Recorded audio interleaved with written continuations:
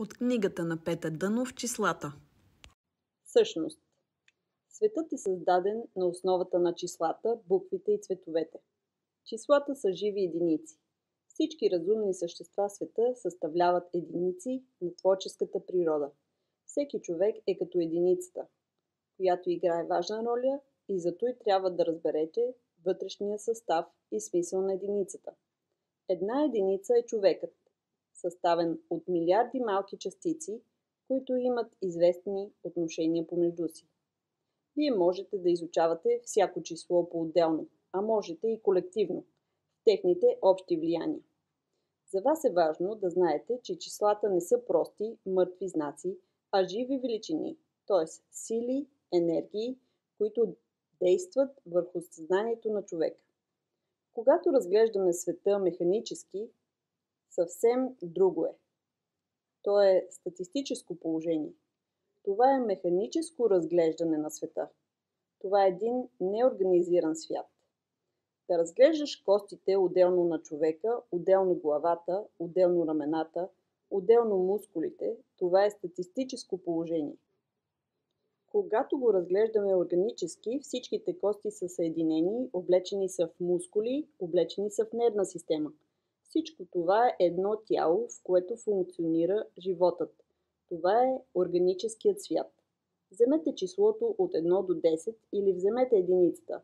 В неорганизирания свят те нямат смисъл. Вземете числото 5.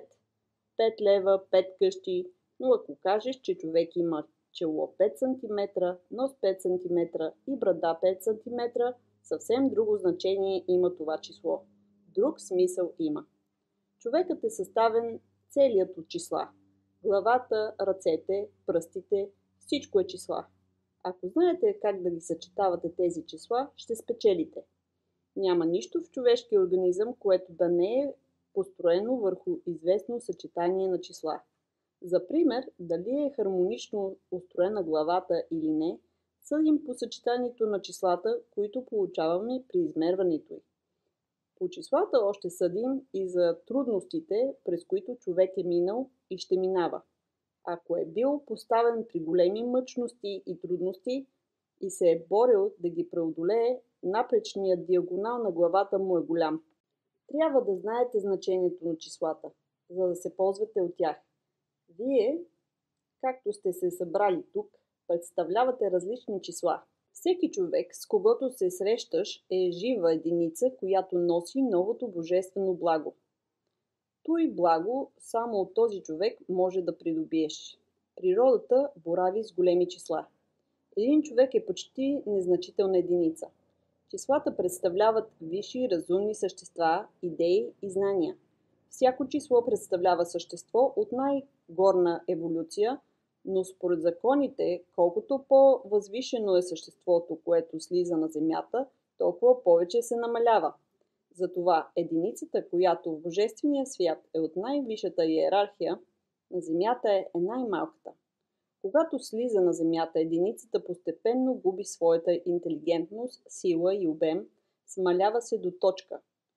Като точка, единицата се превръща в център на кръга.